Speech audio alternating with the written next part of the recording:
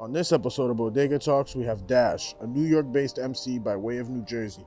After getting noticed on Myspace in 2012 for his unique sound and lyrical ability, Dash formed Air's Global Movement and collaborated with the likes of A$AP Mob and several others.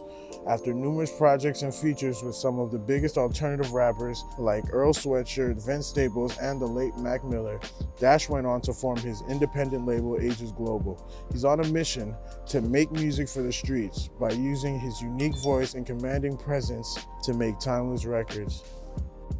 Yeah. Yo. What up? The Dilly. Brother. You know, regular, getting through the cold, about to get this motherfucking grub. 30-degree day in LES. You know, Regular shit. For those that don't know, this is Air Dash. $8 sign You know what I'm each, man. saying? You know, global AKA nigga, Dash. man. We in LES. This is Bodega Talks, bro. Thank you again Come for on, being man. here, You know, bro. about to go to Optimum on Broome, you feel me? My personal favorite bodega in the Lower East Side, you know what I mean? When I'm by Lambs, you feel me? We on Broome Street in Shout out Orchard right Lambs. now. Shout out Lambs, look at all my shit, you feel me? Go 74 Orchard, we over there every day, come find me. You know what I mean? But we about to get this good grub on. You know what I mean? I'm very, very specific with my eateries and the things I like to ingest. So you know what I mean? I'm gonna show y'all how we gonna do it the right way when you go into the store. Alright, Just yo. check it out. So, what made you want to become an artist? I always loved music.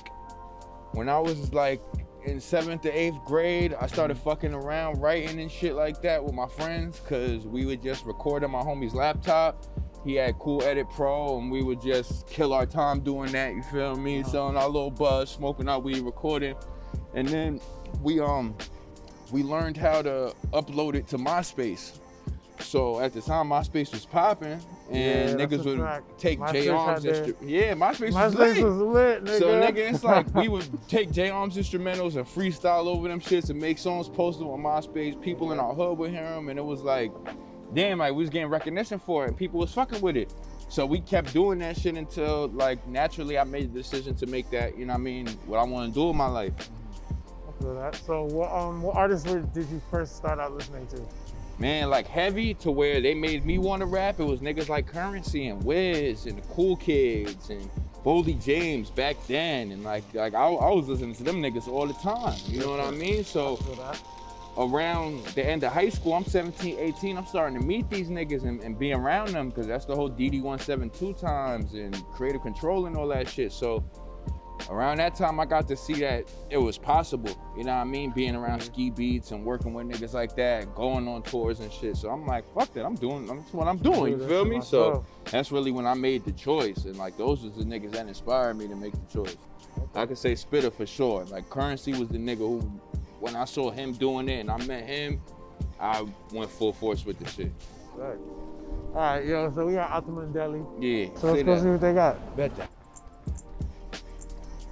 What's your go-to bodega sandwich? My go-to bodega sandwich, man, it gotta be a grilled cheese with Munster and cheddar, turkey bacon extra crispy on white bread toasted, or it gotta be a chicken cutlet. Make sure you refry the chicken cutlet, take the bun, smush it, then put the chicken cutlet on there with the Munster cheese, ketchup, mayonnaise, hot sauce, and then toast it again. Tell me a funny bodega story. Any friction in the corner store is a great corner store story, you feel me? I've had, not Optimum, I love the niggas at Optimum, but I've definitely had sandwiches be made wrong and then niggas tell me to deal with it, and I've had to throw the sandwich over the counter and feed it to the chef, you know what I mean? That's definitely happened some days, you know what I mean? Respectfully, because niggas told you to deal with it. You know what I mean? Deal with your mistakes. I can't deal with nobody else's mistakes, man, only mine.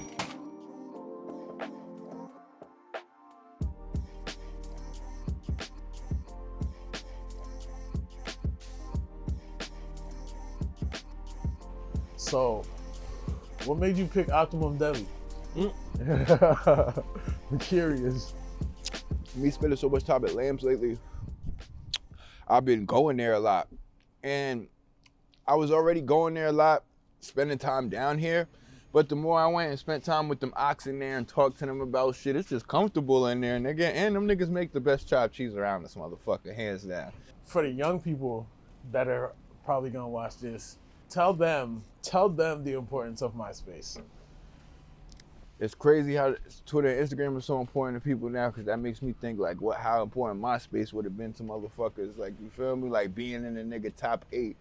Like, you know what I mean? I'm glad Instagram don't got top 8. Imagine how motherfuckers would feel then. Like, that you're not in the MySpace top 8, was the first forefront other than instant messenger, my nigga, like where you had your group of friends and like you showcased your shit, what you was doing, where you was going. Like, it was lit. Niggas commenting on your shit. Or that party last night was lit. Niggas making albums with the photos and you being in there like 7 days, 7 nights. Niggas don't know about that. Shit. You had to go look for your picture on a website and see that you was in it and get it and put it on your page. So tell me, the Air Global movement. Break that down for Global, me. yeah. It's me and my team, man, 8th letter, like, that's what we called ourselves from the jump, the Airs.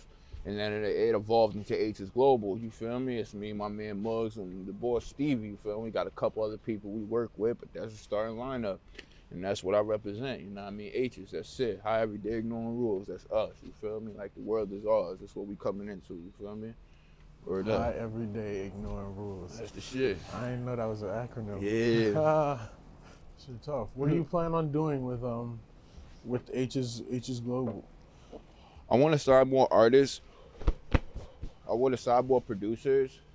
I got a couple clothing projects that are coming out, and we're working on a live album and a film team too.